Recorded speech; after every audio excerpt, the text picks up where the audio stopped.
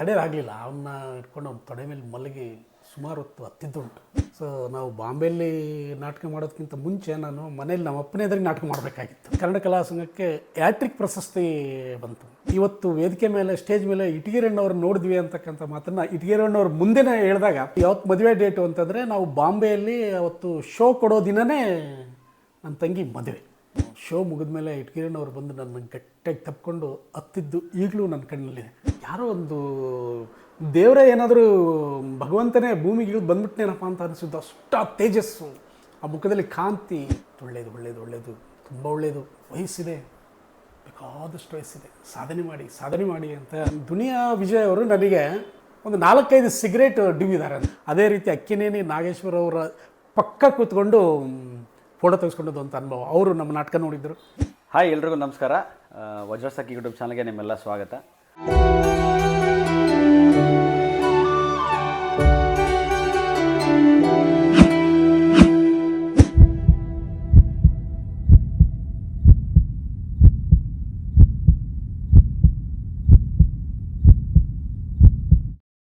So ಈಗ ನಮ್ಮೂರಿನ ಕಥೆಗಳಲ್ಲಿ ನಾನೊಬ್ಬ ವ್ಯಕ್ತಿನ ಭೇಟಿಯಾಗಿ ಬಂದಿದ್ದೀನಿ.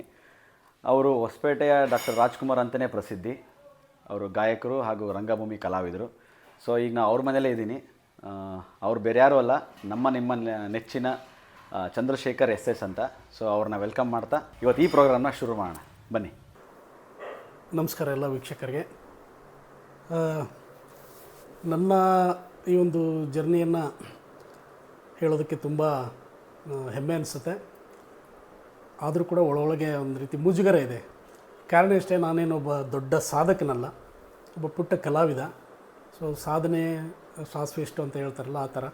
ಇನ್ನೂ ರಂಗಭೂಮಿ ಕ್ಷೇತ್ರದಲ್ಲಿ ಕಲಾ ಸೇವೆಯನ್ನು ಹೆಚ್ಚೆಚ್ಚು ಮಾಡಬೇಕು ಅಂತೇಳಿ ಕನಸನ್ನು ಹೊತ್ತಿರೋನು. ಸೊ ನನ್ನ ಜರ್ನಿ ಅದು 70ರ ದಶಕ. ಬಹುಶಃ CG ಕೃಷ್ಣಸ್ವಾಮಿ ಅಂತೇಳಿ ಬಹುದೊಡ್ಡ ನಾಟಕಕಾರರು ಕರ್ನಾಟಕದಲ್ಲಿ ಸಮುದಾಯ ಅಂತಕ್ಕಂಥ ಒಂದು ತಂಡವನ್ನು ಕಟ್ಟಿ ಇಡೀ ಕರ್ನಾಟಕದಾದ್ಯಂತ ಒಂದು ಜರ್ನಿಯನ್ನು ಸ್ಟಾರ್ಟ್ ಮಾಡ್ತಾರೆ. ಅದೇ ರೀತಿ ನಮ್ಮ ಹೊಸಪೇಟೆಗೂ ಕೂಡ ಬರ್ತಾರೆ. ಸಮುದಾಯದಲ್ಲಿ ಕ್ರಾಂತಿ ಗೀತೆಗಳನ್ನು ಹಾಡಬೇಕು, ಯಾರ್ಯಾರು ಸಿಂಗರ್ಸ್ ಇದ್ದಾರೆ, ಮಕ್ಕಳು ಯಾರಿದ್ದಾರೆ ಅಂತಕ್ಕಂಥ ಒಂದು ಅನ್ವೇಷಣೆಯಲ್ಲಿದ್ದಾಗ ನಾನಾಗ 3ನೇ ತರಗತಿ ಲಾಲ್ ಬಹದ್ದೂರ್ ಶಾಸ್ತ್ರಿ ಶಾಲೆಯಲ್ಲಿ 3ನೇ ತರಗತಿ ವಿದ್ಯಾರ್ಥಿ ಆಗಿದ್ದೆ. ನಾನಿವತ್ತು ನೆನೆಸ್ಬೇಕಾಗುತ್ತೆ, ನಮ್ಮ ಹನುಮವ್ವ ಟೀಚರ್ ಅಂತೇಳಿ ನಮ್ಮ ಟೀಚರು ನನ್ನ ಸಮುದಾಯದ ತಂಡಕ್ಕೆ ಪರಿಚಯಿಸ್ತಾರೆ ಅನ್ನೋದಕ್ಕಿಂತ ಒಂದು ಇವನು ಯಾವಾಗಲೂ ಓದೋದು ಕಡಿಮೆ, ಬರೀ ಯಾವಾಗಲೂ ಹಾಡಾಡ್ಕೊಂಡಿರ್ತಾನೆ, ಇವನ್ನ ಕರ್ಕೊಳ್ಳಿ, ಇವನು ಚೆನ್ನಾಗಿ ಹಾಡ್ತಾನೆ ಅಂತ. ನಾನಾಗ ಗೋವಿನ ಹಾಡು ಭಾಳ ಫೇಮಸ್. ಅದು ಪುಣ್ಯಕೋಟಿ ಹಾಡು ತುಂಬ ಹಾಡ್ತಾಯಿದ್ದೆ. ಸೊ ಹಾಗಾಗಿ ನಮ್ಮ ಹನುಮವ್ವ ಟೀಚರು ಸಮುದಾಯಕ್ಕೆ ನನ್ನನ್ನು ಪರಿಚಯ ಮಾಡ್ತಾರೆ.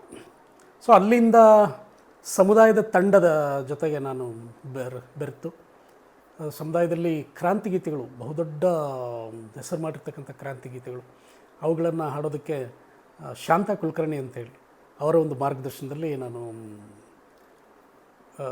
ಸಮುದಾಯದ ಹಾಡುಗಳನ್ನು ಪ್ರಾರಂಭ ಮಾಡ್ತೇನೆ. ಬೀದಿ ನಾಟಕಗಳು, ಅಲ್ಲಿ ಜನಗಳನ್ನ ಎಚ್ಚರಿಸ್ಕೊಳ್ಳುವಂಥ ಒಂದು ನಾಟಕಗಳನ್ನ ಆಡ್ತಕ್ಕಂಥದ್ದು, ಅದರ ಜೊತೆಗೆ ಕ್ರಾಂತಿಗೀತೆಗಳನ್ನು ಆಡುವಂಥದ್ದು. ಆಗ ಬಹುಶಃ ಕೋಟಿ ಬಾಧೆಗಳಲ್ಲಿ, ಲಕ್ಷಾಂತರ ನೋವುಗಳಲ್ಲಿ ನೀವು ಹುಟ್ಟಿ ಬೆಳೆದೆ ಎಂಬ ನನ್ನ ತಂಗಿ ಅನಸೂಯೆ ಅಂತಕ್ಕಂಥ ಭಾಳ ಅದ್ಭುತವಾದ ಹಾಡು. ಆ ಹಾಡನ್ನು ಆಡಬೇಕಾದ್ರೆ ನಿಜವಾಗ್ಲೂ ಎಲ್ಲರೂ ಜನ ಕಣ್ಣೀರಾಗ್ತಾಯಿದ್ರು, ಅಂಥ ಒಂದು ಹಾಡೋದು. ಇನ್ನು ಮತ್ತು ರೈತರ ಸಮಸ್ಯೆಗಳೇ ಇರ್ಬೋದು, ಹಲವಾರು ಕ್ರಾಂತಿಗೀತೆಗಳನ್ನು ಆಡೋದ್ರ ಮೂಲಕ ನನ್ನ ಒಂದು ಈ ಕಲಾ ಪ್ರಪಂಚಕ್ಕೆ ನಾನು ಪರಿಚಯ ಆಗ್ತಾ ಹೋಗ್ತೇನೆ. ಅಲ್ಲಿಂದ ನಾನು 80ರ ದಶಕ, ಅದು 6ನೇ ತರಗತಿಯಲ್ಲಿ ವಿದ್ಯಾರ್ಥಿಯಾಗಿದ್ದಾಗ ಮೊಟ್ಟ ಮೊದಲ ಬಾರಿಗೆ ಬಯಲಾಟ ಅಂತ ನಾವು ಹೇಳ್ತೀವಿ. ಅಂದರೆ ನಮ್ಮ ಕಡೆ ದೊಡ್ಡಾಟ ಅಂತೀವಿ ನಾವು. ಈಗ ದಕ್ಷಿಣ ಕನ್ನಡದಲ್ಲಿ ಯಕ್ಷಗಾನ ಹೇಗೋ ಹಾಗೆ ನಮ್ಮ ಕಡೆ ಎಲ್ಲ ಬಯಲಾಟ, ದೊಡ್ಡಾಟ ಅಂಥೇಳಿ ಭಾಳ ಪ್ರಸಿದ್ಧಿಯಾದಂಥ ಪೌರಾಣಿಕ ನಾಟಕಗಳು. ಯಾವುದು ಬಬ್ರುವಾಹನ ಇರ್ಬೋದು, ಆಮೇಲೆ ಬಾಣಾಸುರ, ರತಿಮನ್ಮಥ, ವೀರ ಅಭಿಮನ್ಯು, ಈ ಥರತಕ್ಕಂಥ ಹಲವಾರು ಬಯಲಾಟಗಳು ಈ ಕಡೆ ಪ್ರಸಿದ್ಧಿಯಾಗಿರ್ತಕ್ಕಂಥವು. ಆಗ ಮೊಟ್ಟ ಮೊದಲು ನಾನು ಬಣ್ಣ ಹಚ್ಕೊಂಡಿದ್ದು ಬಾಣಾಸುರ ಅಂತಕ್ಕಂಥ ಬಯಲು ನಾಟಕದಲ್ಲಿ ಪಾರ್ವತಿಯ ಪಾತ್ರ, ಸ್ತ್ರೀ ಪಾತ್ರ ಮಾಡಿದ್ದೆ. ಶಿವನ ಹೆಂಡತಿ ಪಾರ್ವತಿಯ ಪಾತ್ರವನ್ನು ಆಗ ನಾನು 6ನೇ ಕ್ಲಾಸು. ತುಂಬ ಅದ್ಭುತವಾಗಿ ಒಂದು ಬಯಲಾಟ ಮೂಡಿಬಂತು. ಅದಾದ ನಂತರ ಮಾಲಿನಿ ಸುಮಾಲಿನಿ ಅಂತಕ್ಕಂಥ ಒಂದು ಬಯಲ್ನಾಟಕ, ಅದರಲ್ಲಿ ಕೂಡ ಸ್ತ್ರೀ ಪಾತ್ರ ಸುಮಾಲಿನಿ ಪಾತ್ರ ಮಾಡಿದ್ದೆ ನಾನು. ಸೊ ಆಗಲೇ 80ರ ದಶಕದಲ್ಲಿ ಹೊಸ ತಂತ್ರಜ್ಞಾನ ಏನಂತಂದರೆ, ನಮ್ಮ ಇಂಟ್ರೊಡಕ್ಷನ್ನು ಮಾಲಿನಿ ಸುಮಾಲಿನಿ ಅಂತ 2 ಪಾತ್ರಗಳು, ಈ ಬಂಡಿ ಗಾಲಿ ಬರ್ತದೆ, 2 ಬಂಡಿ ಗಾಲಿ ಒಂದು 10 ಸೆಂಟ್ರಿಗೆ, ಕೆಳಗಡೆ ಬಂಡಿ ಗಾಲಿ ಮೇಲೆ ಈ ಥರ ಹಾಕಿ ಕೆಳಗಡೆ ನಿಂತು ತಿರ್ಸೋರು, ನಾವು ಆ ಬಂಡಿ ಗಾಲಿ ಮೇಲೆ ಕೂತಿದ್ವಿ. ಅದು ನಮ್ಮ ಇಂಟ್ರೊಡಕ್ಷನ್ ಸೀನ್. ಸೊ ಅಂಥ ಒಂದು ಅದ್ಭುತವಾದ ಬಯಲ್ನಾಟಕ, ಅದರಲ್ಲೂ ಸ್ತ್ರೀ ಪಾತ್ರ ನಾನು ಮಾಡಿದ್ದೆ. ಅದಾದ ನಂತರ 9ನೇ ತರಗತಿಯಲ್ಲಿ ಹೈಸ್ಕೂಲಲ್ಲಿ, ವಾಲ್ಮೀಕಿ ಹೈಸ್ಕೂಲಲ್ಲಿ ಓದ್ತಿರ್ಬೇಕಾದ್ರೆ ಲಾಟ್ರಿ ಟಿಕೆಟ್ ಅಂತೇಳಿ ಒಂದು ಹಾಸ್ಯ ನಾಟಕ, ಅದರಲ್ಲಿ ಸರೋಜ ಅಂತೇಳಿ ಅದು ಕೂಡ ಸ್ತ್ರೀ ಪಾತ್ರ ಕೂಡ ಅದನ್ನು ಮಾಡಿದ್ದೆ. ಸೊ ಅದು ನನ್ನ ಒಂದು ಈ ಕಲಾ ಪ್ರಪಂಚಕ್ಕೆ ಬರುವ ನನ್ನ ಎಂಟ್ರಿ ಆಗಿದ್ದು ಒಂದು ರೀತಿ. ಅದಾದ ನಂತರ ಸುಮಾರು ವರ್ಷಗಳು ಆದವು. ಸೊ ಒಳಗಡೆ ನನ್ನಲ್ಲಿ ಸಂಗೀತದ ಬಗ್ಗೆ ಹಾಡುಗಳು ಹಾಡಾಡ್ತಿದ್ದದ್ದು ಒಳಗಡೆ ಒಂದು ಮೃಗ ಕೆಲಸ ಮಾಡ್ತಾನೇ ಇತ್ತು. ಹಾಗಾಗಿ ರಾಜ್ಕುಮಾರ್ ಅಂತಂದರೆ ನಮಗೆ ಪಂಚಪ್ರಾಣ. ರಾಜ್ಕುಮಾರ್ ಹಾಡುಗಳನ್ನು ಕೇಳಿ ನಾವು ಬೆಳೆದಿರ್ತಕ್ಕಂಥವ್ರು. ರಾಜ್ಕುಮಾರ್ ಥರನೇ ಆಡ್ತಾಯಿದ್ದೆ ನಾನು. ಎಲ್ಲರೂ ನನ್ನ ಯಾಕೆ ನೀನು ಆರ್ಕೆಸ್ಟ್ರಾಕ್ಕೆ ಸೇರಬಾರ್ದು ಅಂತೇಳಿ ನಮ್ಮ ಸ್ನೇಹಿತರು ಒತ್ತಾಯ ಮಾಡಿ ನನ್ನನ್ನು ಆರ್ಕೆಸ್ಟ್ರಾಕ್ಕೆ ಸೇರಿಸಿದ್ರು. ಅದು 1992, 90ರ ದಶಕದಲ್ಲಿ. ಆಗ ಆರ್ಕೆಸ್ಟ್ರಾ ಪರ್ವ ಅಂತ ಹೇಳ್ಬೋದು. ಆಗ ಮನೋರಂಜನೆ ಅಂತಂದರೆ ನಿಮಗೆ ಸಿನಿಮಾ, ನಾಟಕ ಮತ್ತು ಸಂಗೀತ ಕ್ಷೇತ್ರದಲ್ಲಿ ಆರ್ಕೆಸ್ಟ್ರಾ ವಾದ್ಯಗೋಷ್ಠಿಗಳು ಭಾಳ ಹೆಚ್ಚಿನ ಪ್ರಾಮುಖ್ಯತೆಯನ್ನು ಹೊಂದಿರ್ತದೆ ಒಂದು ವೇದಿಕೆ ಮೇಲೆ. ಅವಾಗೆಲ್ಲ ಲೈವ್, ಈಗೆಲ್ಲ ಕಾರೋಕೆ ಬರುತ್ತೆ, ಒಂದು ಸ್ಪೀಕರ್ ಇಟ್ಟು ಆಡ್ಬೋದು. ಆಗ ಒಂದು ವೇದಿಕೆ ಮೇಲೆ ಸುಮಾರು 15-20 ಜನ ಆರ್ಟಿಸ್ಟ್ಗಳು, ಎಲ್ಲ ಲೈವ್ ಇನ್ಸ್ಟ್ರೂಮೆಂಟ್ಸ್ಗಳು, ಕೀಬೋರ್ಡು, ಗಿಟಾರು, ತಬ್ಲಾ, ಡೋಲಕ್, ಕಾಂಗೋ, ಜಾಜ್ ಡ್ರಮ್, ಈ ಥರ ರಿದಮ್ ಪ್ಯಾಡ್, ಈ ಥರ ಎಲ್ಲ ಒಂದು 15-20 ಜನ ವೇದಿಕೆ ಮೇಲೆ ನಿಂತು ವಾದ್ಯಗೋಷ್ಠಿ ಕೊಡ್ತಾಯಿದ್ರೆ ಅದು ಮನೋರಂಜನೆ, ಅದು ಅದ್ಭುತವಾದಂಥ ಮನೋರಂಜನೆ.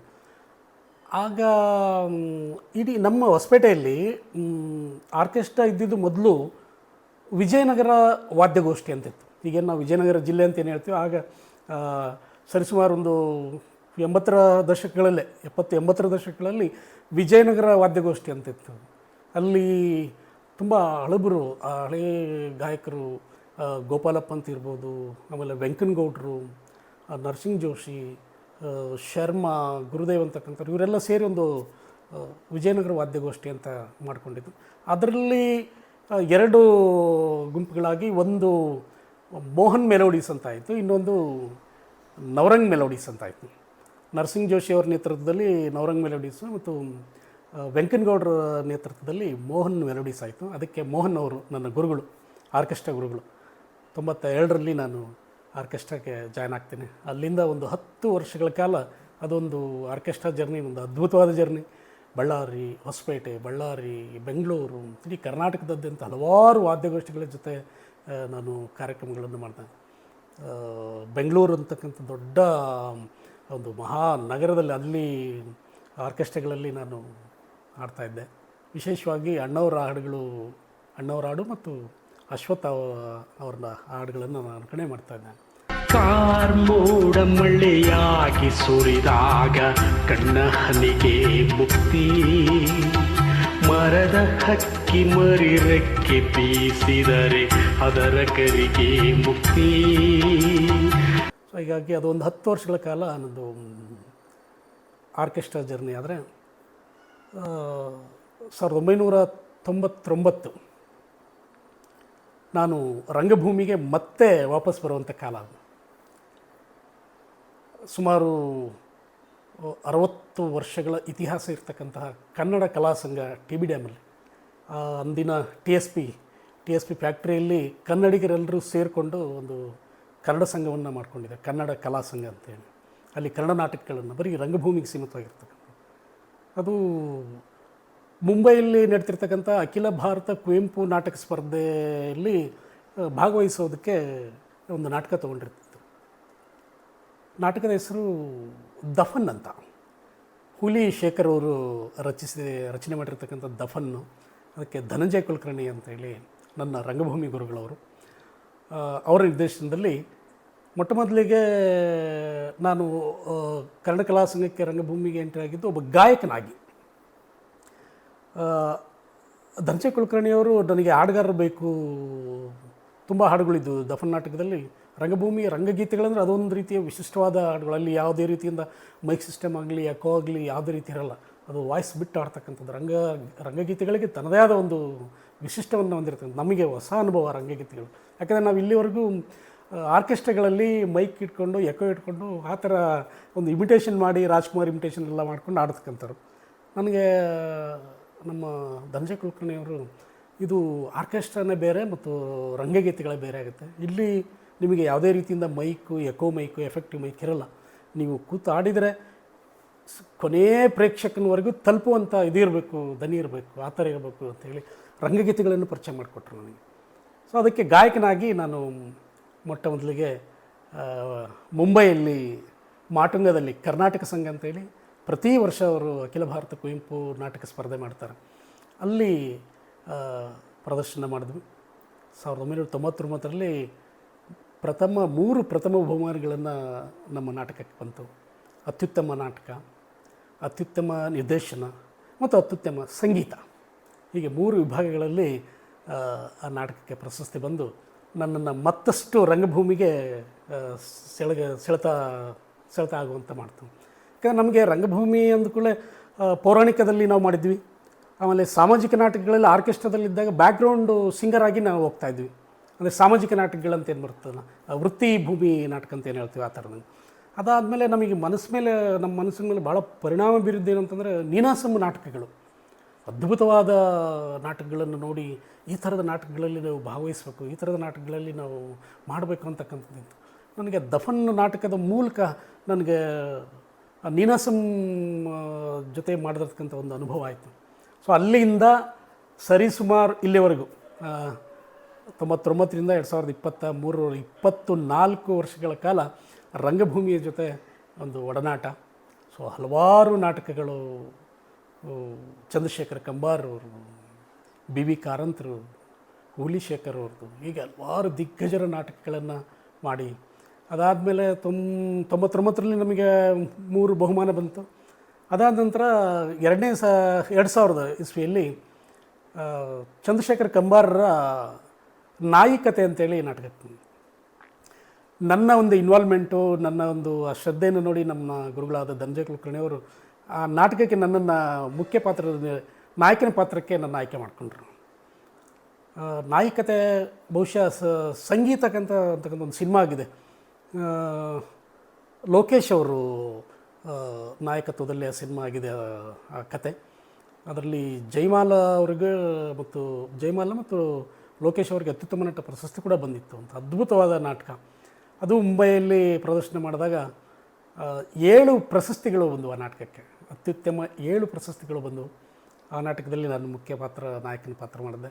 ಅದಾದ ನಂತರ 2001ರಲ್ಲಿ ಮತ್ತೆ ಒಂದು ಯಾಟ್ರಿಕ್ ಬರುವಂಥ ಸಂದರ್ಭ. ಅದ್ಭುತವಾದ ನಾಟಕ ಹುಲಿ ಶೇಖರ್ ಅವರ ಮತ್ತೊಂದು ನಾಟಕ ರಾಕ್ಷಸ ಅಂತಕ್ಕಂಥ ನಾಟಕನ ನಾವು ಮಾಡಿ ಮತ್ತೆ ಅಗೈನ್ ಒಂದು 6-7 ಪ್ರಶಸ್ತಿಗಳನ್ನು ಬರೋದ್ರ ಜೊತೆಗೆ ನಮಗೆ ಕನ್ನಡ ಕಲಾ ಸಂಘಕ್ಕೆ ಯಾಟ್ರಿಕ್ ಪ್ರಶಸ್ತಿ ಬಂತು. 3 ವರ್ಷ ಸತತಗಳು. ಈಗಲೂ ಕೂಡ ಮುಂಬೈಯಲ್ಲಿ ಕನ್ನಡ ಕಲಾ ಸಂಘ TV ಡ್ಯಾಮ್ ಅಂತ ಹೇಳಿದ್ರೆ ಒಂದು ತುಂಬ ಗೌರವ ಕೊಡ್ತಾರೆ. ನಮ್ಮ ತಂಡದ ಮೇಲೆ ಅಷ್ಟು ಅಭಿಮಾನ. ಅಂಥ ಒಳ್ಳೆಯ ನಾಟಕಗಳನ್ನು ನಾವು ಮಾಡಿದ್ವಿ. ಅಲ್ಲಿಂದ ಇಲ್ಲಿವರೆಗೂ ಸುಮಾರು ಒಂದು 50-60 ನಾಟಕಗಳು ಮಾಡ್ಕೊಂಡು ಬಂದ್ವಿ. ವಿಭಿನ್ನವಾದ ಪಾತ್ರಗಳು. ಆಮೇಲೆ ಇಟ್ಗಿರಣ್ಣ ಅವರ ಕನ್ನಡಕ್ಕೆ ಅನುವಾದಿಸಿರ್ತಕ್ಕಂಥ ರಾವಿ ನದಿಯ ದಂಡೆ ಮೇಲೆ ನಾಟಕದಲ್ಲಿ ನಾನು ನಾಸಿರ್ ಕಾಜ್ಮಿ ಅಂತಕ್ಕಂಥ ಮುಖ್ಯ ಪಾತ್ರದಲ್ಲಿ ನಾನು ಅಭಿನಯಿಸಿದೆ. ಅಲ್ಲಿಂದ ಹಲವಾರು ನಾಟಕಗಳು. ಹೀಗೆ ಸುಮಾರು ಜರ್ನಿ. ಒಂದು 20 ವರ್ಷಗಳ ಕಾಲ ರಂಗಭೂಮಿಯ ಒಡನಾಟ ಪ್ರಾರಂಭ ಆಗಿತ್ತು. ಸೊ ಇದು ನನ್ನ ಸಂಗೀತ ಮತ್ತು ರಂಗಭೂಮಿಯ ಒಂದು ಹಿನ್ನೆಲೆ ಅಂತ ಅನ್ಬೋದು, ಅಥವಾ ಒಂದು ಅನುಭವ ಅಂತಲೂ ಹೇಳ್ಬೋದು. ನಿಮಗೆ ಬಂದಂಥ ಪ್ರಶಸ್ತಿಗಳು ಎಷ್ಟಿವೆ? ಒಟ್ಟಾರೆಯಾಗಿ ನಮ್ಮ ಕನ್ನಡ ಕಲಾ ಸಂಘಕ್ಕೆ ಸರಿಸುಮಾರು ಒಂದು 150ರಿಂದ 170 ಪ್ರಶಸ್ತಿಗಳು ಬಂದಿದೆ ಸಂಘಕ್ಕೆ ಬಂದಿರತಕ್ಕಂಥದ್ದು. ಅಂದರೆ ಅತ್ಯುತ್ತಮ ನಾಟಕ, ಅತ್ಯುತ್ತಮ ಸಂಗೀತ, ಅತ್ಯುತ್ತಮ ಪರಿಕರ, ಅತ್ಯುತ್ತಮ ಪ್ರಸಾದನ, ಅತ್ಯುತ್ತಮ ರಂಗಸಜ್ಜಿಕೆ, ಹೀಗೆ ವಿಭಿನ್ನವಾದಂಥ ಕ್ಷೇತ್ರದಲ್ಲಿ ಬಂದಿದೆ. ನನಗೆ ವೈಯಕ್ತಿಕವಾಗಿ ನಮ್ಮ ಆಗಲೇ ಹೇಳಿದಾಗ ಯಾಟ್ರಿಕ್ ನಾಟಕ, ನಮ್ಮ ರಾಕ್ಷಸ ನಾಟಕದಲ್ಲಿ ನನಗೆ ಅತ್ಯುತ್ತಮ ನಟ ತೃತೀಯ ಅಂತೇಳಿ ಬಂತು.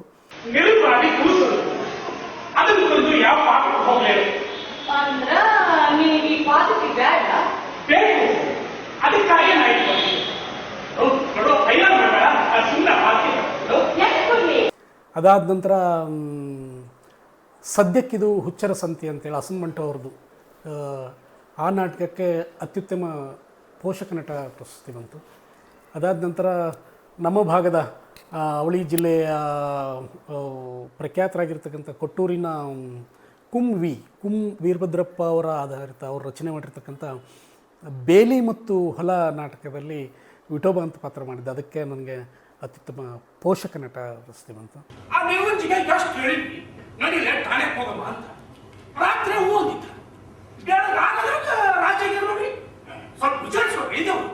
ಅದಾದ ನಂತರ ನೀರು ನಾಟಕಕ್ಕೆ ನನಗೆ ತೀರ್ಪುಗಾರರ ಮೆಚ್ಚಿನ ನಾಟಕ ಅಂತೇಳಿ, ಅದು ತುಂಬ ವಿಶೇಷವಾದ ಅನುಭವ. ಅದು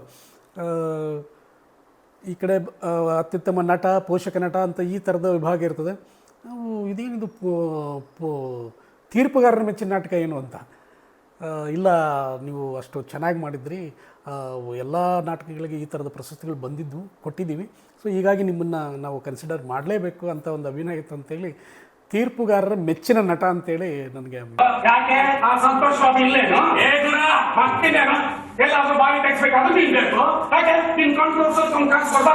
ಒಂದು 4 ಪ್ರಶಸ್ತಿಗಳು, ಅಖಿಲ ಭಾರತ ಕುವೆಂಪು ನಾಟಕ ಸ್ಪರ್ಧೆ, ರಾಷ್ಟ್ರಮಟ್ಟದ ನಾಟಕ ಸ್ಪರ್ಧೆಯಲ್ಲಿ 4 ನನ್ನ ವೈಯಕ್ತಿಕ ಪ್ರಶಸ್ತಿಗಳು ಇವು ಬಂದಿದ್ದಾವೆ ಥರ. ಸೊ ನಮಗೂ ಒಂದಿಷ್ಟು ಚಾಲೆಂಜ್ ಇತ್ತು, ಸಿನಿಮಾ ರಂಗಕ್ಕೆ ಹೋಗಿ ಸೇರ್ಕೊಂಡು ಕೆಲಸ ಮಾಡೋದು ಎಷ್ಟು ಕಷ್ಟ ಅಂತ. ಅಂದರೆ ನಿಮ್ಮ ಜರ್ನಿಲಿ ಅಥವಾ ಆವಾಗಿನ ಕಾಲದ ರಂಗಭೂಮಿ ಸೇರ್ಪಡೆ ಆಗಿರಲಿ ಅಥವಾ ರಂಗಭೂಮಿಗೆ ಹೋಗಿ ನಾವೊಂದು ಸೇವೆ ಸಲ್ಲಿಸೋದು ಸುಲಭ ಇತ್ತಾ ಅಥವಾ ಕಷ್ಟ ಇತ್ತಾ ಸರ್? ರಂಗಭೂಮಿ ಅಂದ್ರೇ ಅದೊಂದು ರೀತಿ ಅದು ಕಷ್ಟದ ಕೆಲಸ ಅದು. ಯಾಕೆಂದರೆ ಒಬ್ಬ ಕಲಾವಿದನಿಗೆ ಮುಖ್ಯವಾಗಿ ನಾವು ಬುನಾದಿ ಅಂತ ಏನು ಹೇಳ್ತೀವಿ, ಅದು ರಂಗಭೂಮಿಯಿಂದ ಬಂದಿರತಕ್ಕಂಥದ್ದು. ಇವತ್ತು ನಮ್ಮ ಕನ್ನಡ ಚಿತ್ರರಂಗದಲ್ಲಿ ಅಥವಾ ಯಾರೇ ಕಲಾವಿದರಾಗಿರ್ಬೋದು, ದೊಡ್ಡ ಸಾಧನೆ ಮಾಡಿರ್ತಕ್ಕಂಥ ಕಲಾವಿದರ ಹಿನ್ನೆಲೆ ನೀವು ತೊಗೊಂಡಾಗ ಅವರು ರಂಗಭೂಮಿ ನಟರಾಗಿರ್ತಾರೆ. ಸೊ ಹೀಗಾಗಿ ನನಗೆ ಇದು ಅಚಾನಕ್ಕಾಗಿ ರಂಗಭೂಮಿಯ ಸೆಳೆತ ನನಗಾಗಿದ್ದು. ಗಾಯಕನಾಗಿ ನಾನು ಅಲ್ಲಿ ಎಂಟ್ರಿ ಆಗ್ತೇನೆ. ಅದಾದ ನಂತರ ನನ್ನನ್ನು ನೋಡಿ ನಮ್ಮ ನಿರ್ದೇಶಕರು, ನನ್ನ ಗುರುಗಳಾಗಿರ್ತಂಥ ಧನಂಜಯ ಕುಲಕರ್ಣಿ ಅವರು, ಇಲ್ಲ ಚಂದ್ರು ಈ ಪಾತ್ರ ಮಾಡಿದ್ರೆ ಚೆನ್ನಾಗಿರ್ತದೆ, ಈ ಪಾತ್ರ ಮಾಡಿದ್ರೆ ಇದಾಗುತ್ತೆ, ನೀವು ಮಾಡಬೇಕು ಅಂತ. ನನಗೆ ಒಂದೇ ಸಲ 99ರಲ್ಲಿ ಗಾಯಕನಾಗಿ ನಾನು ಏನು ದಫನ್ ನಾಟಕ ಮಾಡಿ ಬಂದ ಮೇಲೇ ಬಿ ವಿ ಕಾರಂತರ ಹೈವದನ ನಾಟಕ ತೊಗೊಂಬಿಟ್ರು. ಹೈವದನ ನಾಟಕ ಭಾಳ ದೊಡ್ಡ ನಾಟಕ, ಹೆಸರು ಮಾಡಿದಂಥ ನಾಟಕ ಬಿ ವಿ ಕಾರಂತರದು. ಅದರಲ್ಲಿ ದೇವದತ್ತನ ಪಾತ್ರ ಕೊಟ್ಟರು. ಅಷ್ಟು ದೊಡ್ಡ ಪಾತ್ರ ನನ್ನ ಕೈಲಿ ಆಗುತ್ತಾ ಸರ್? ತುಂಬ ನನಗೆ ಭಯ, ಆ್ಯಕ್ಚುಲಿ ಭಯ ಆಯಿತು ಸರ್, ಅದು ನನ್ನ ಕೈಲಿ ಆಗುತ್ತಾ, ಹೆಂಗೆ ಮಾಡೋಕ್ಕೆ ಸಾಧ್ಯ? ಇಲ್ಲ, ನೀವು ಮಾಡ್ತೀರಾ, ನೀವು ಒಪ್ಕೊಳ್ಳಿ, ನಾನು ನಿಮ್ಮಿಂದ ನಾಟಕ ಮಾಡಿಸ್ಬೋದು, ನನಗೆ ಗೊತ್ತು ಅಂತಕ್ಕಂಥ ಅವರು ಒಂದು ಅಷ್ಟು ನನ್ನ ಮೇಲೆ ಒಂದು ದೃಢವಾದ ನಂಬಿಕೆ ಇಟ್ಕೊಂಡಿರ್ತೀನಿ. ಅಚಾನಕ್ಕಾಗಿ ಆ ಪ್ರಾಜೆಕ್ಟ್ ನಿಂತೋಯ್ತು, ಅದು ಆ ನಾಟಕ ಆಗಲಿಲ್ಲ. ಅದಾದ ನಂತರನೇ ತೊಗೊಂಡಿದ್ದ ನಾಟಕ ರಾವಿ ನದಿಯ ದಂಡೆ ಮೇಲೆ, ಭಾಳ ದೊಡ್ಡ ಹೆಸರು ಮಾಡಿರ್ತಕ್ಕಂಥ ನಾಟಕ. ಅದರಲ್ಲಿ ನಾಸೀರ್ ಕಾಜ್ಮಿ ಅಂತಕ್ಕಂಥ ಒಬ್ಬ ಕವಿ ಆ ಪಾತ್ರಕ್ಕೆ ನನ್ನ ಆಯ್ಕೆ ಮಾಡಿಕೊಂಡ್ರು. ಅದಕ್ಕೆ ಕಾರಣ ಏನು ಅಂತಂದರೆ, ಶಾಹಿರಿಗಳಿದ್ದಾವೆ ಅದರಲ್ಲಿ. ಇಟಗಿರಣ್ಣವರು ಶಾಹಿರಿಗಳು ಬರೆದಿದ್ದಾರೆ. ಉರ್ದು ನಾಟಕನ ಕನ್ನಡಕ್ಕೆ ಅನುವಾದ ಮಾಡಿ, ಉರ್ದು ಶಾಹಿರಿಗಳನ್ನು ಕನ್ನಡಕ್ಕೆ ಅನುವಾದ ಮಾಡಿರ್ತಕ್ಕಂಥದ್ದು. ಸೊ ಚಂದ್ರು ಆದರೆ ಒಬ್ಬ ಮೂಲತಃ ಗಾಯಕನಾಗಿರೋದ್ರಿಂದ ಶಾಯಿರಿಗಳನ್ನು ಹೇಳ್ಕೊಂಡು ಈ ಪಾತ್ರ ಮಾಡ್ಬೋದು ಅಂತೇಳಿ ದೊಡ್ಡ ಚಾಲೆಂಜ್ ಅದು. ಅದು ನಿಜವಾಗ್ಲೂ ನೀವು ಹೇಳಿದ್ದಕ್ಕೆ ನೆನಪಾಯಿತು. ಇಟಗಿ ಈರಣ್ಣವರು ಕನ್ನಡ ರಂಗಭೂಮಿ, ಕನ್ನಡದ ಒಂದು ಇತಿಹಾಸ ಕಂಡಿರ್ತಕ್ಕಂಥ ಅದ್ಭುತವಾದ ಪ್ರೊಫೆಸರ್ ಅವರು. ಅವರು 1000 ಶಾಹಿರಿಯ ಸರ್ದಾರ್ ಅಂತೇಳಿ ಖ್ಯಾತಿಯಾಗಿ ಬಂದಿರತಕ್ಕಂಥವ್ರು. ಅವರು ಅದನ್ನ ಮೂಲತಃ ಬರೆದಿದ್ದು ಮತ್ತು ಅವರ ಶಾಯರಿಗಳನ್ನು ಬರೆದಿದ್ದರು. ನಾಟಕ ಪ್ರಾರಂಭ ಮಾಡ್ತೀವಿ ನಾವು, ನಾನು ಡೈಲಾಗ್ ಕಲ್ತಿದ್ದೀನಿ, ಡೈಲಾಗ್ಸ್ ಕಲಿತು ಏನೋ ಬಾಯ್ಟ್ ಮಾಡಿ ಕಲ್ತು ಎಲ್ಲ ಮಾಡಿದ್ವಿ, ಎಲ್ಲ ಒಂದು ಹಂತಕ್ಕೆ ಬಂತು. ಶಾಹಿರಿಗಳು ಹೇಳುವ ಶೈಲಿ ಇದೆಯಲ್ಲ ಅದು ಭಾಳ ನನಗೆ ಕಬ್ಬಿಣದ ಕಡಲೆ ಆಯಿತು. ಯಾವ ರೀತಿ ಹೇಳಿದರೂ ಕೂಡ ಅದು ತೃಪ್ತಿ ಆಗ್ತಿರಲಿಲ್ಲ. ಬಟ್ ನಮ್ಮ ಡೈರೆಕ್ಟ್ರ್ ಏನು ಮಾಡಿದ್ರು, ಶಾಯರಿ ವಿಭಾಗದನ್ನು ಇಟ್ಕಿರಣರು ಸಾರೇ ಅವರು ಕರೆಕ್ಷನ್ ಮಾಡಬೇಕು, ಅವ್ರು ಏನು ಹೇಳ್ತಾರೋ ಯಾವ ಅವರು ಓಕೆ ಆಯಿತು ಅಂದರೆ ನಾನು ಒಪ್ತೀನಿ ಅಂತಕ್ಕಂಥದ್ದು ನಮ್ಮ ಡೈರೆಕ್ಟ್ರ್ ಇಟ್ಬಿಟ್ರು. ನಾನು ಇಟ್ಕಿರಣವ್ರಿಗೆ ಒಪ್ಸೋದಿತ್ತಲ್ಲ ಅದು ಅಷ್ಟಿಷ್ಟು ಸುಲಭ ಅಲ್ಲ. ಅವರು ನನ್ನನ್ನು ಇಂಚಿಂಚಾಗಿ ಒಂದೊಂದು ವರ್ಡು ಮೊದಲು ನಾನು ಆ ಪಾತ್ರ ಮಾಡಬೇಕಾದ್ರೆ ನನ್ನನ್ನು ಕರ್ಕೊಂಡೋಗಿ 1-2 ಗಂಟೆಗಳ ಕಾಲ ಕೂಡಿಸಿ ಆ ನಾಸೀರ್ ಕಾಜ್ಮಿ ಅಂದರೆ ಯಾರು, ಆತನ ಆ ಪಾತ್ರದ ಒಂದು ತೂಕ ಎಂಥದ್ದು, ಆಮೇಲೆ ಶಾಯರಿಗಳೇನು, ಶಾಯರಿ ಹೇಳುವುದೇ ಅಲ್ಲ ಶಾಯರಿಯ ಶೈಲಿ ಹೆಂಗೆ ಬರಬೇಕು, ಆಮೇಲೆ ಆ ಶಾಯರಿಯ ಇತಿಹಾಸ ಏನು ಅಂತಕ್ಕಂಥದ್ದನ್ನು ಅವರು ನನಗೆ ತಿಳಿಸ್ಕೊಡ್ತಾರೆ. ಒಂದೊಂದು ವರ್ಡ್ ಯಾವ ರೀತಿ ಏರಿಳಿತಗಳಿರಬೇಕು, ಹಾಡುಗಳದೇ ಒಂದು ಭಾವ ಆದರೆ ಶಾಯರಿಗಳದೇ ಒಂದು ಭಾವ ಇದೆ. ಅದನ್ನು ಅವರು ಭಾಳ ನೀಟಾಗಿ ಹೇಳ್ಕೊಟ್ರು. ಬಟ್ ನನಗೆ ಅದು ಹೋಗ್ತಾ ಇರಲಿಲ್ಲ. ನಾನು ನಮ್ಮದೇ ಆದ ಶೈಲಿಯಲ್ಲಿ ಹೇಳ್ತಾಯಿದ್ದೆ.